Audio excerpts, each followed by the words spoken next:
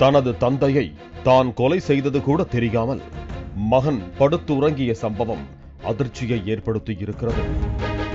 கன்னியாகுமரி மாவட்டம் பத்துகாணி பகுதியைச் சேர்ந்த 67 வயதான கூலி தொழிலாளியான ரசலுக்கு மனைவியும் 2 மகள்களும் ஒரு மகனும் உள்ளனர்.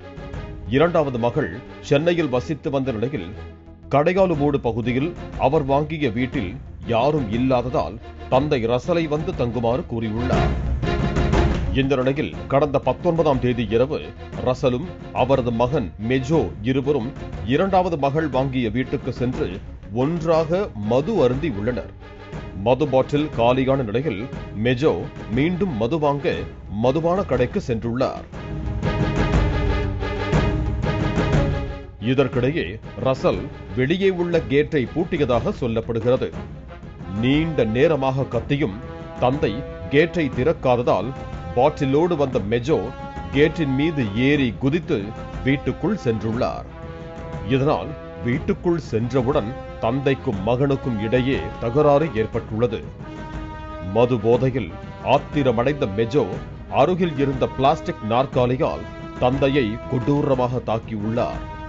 மயக்கமடைந்த ரசல் சிறிது நேரத்திற்கு பிறகு சுய நினைவு திரும்பியதும் தன்னை மகன் தாக்கியதாக கத்தி கூச்சலிட்டிருக்கிறார்.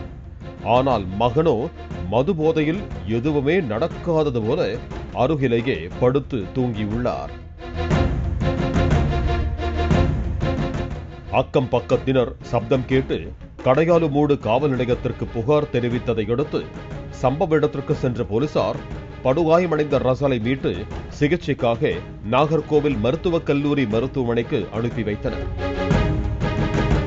அப்போது ரசல் ஏற்கனவே உயிரிழந்து விட்டதாக மருத்துவர்கள் தெரிவித்தனர். இச்சம்பவம் குறித்து வழக்கு பதிவு செய்த போலீசார் மெஜோவிடம் தீவிர விசாரணை மேற்கொண்டு வருகின்றனர்.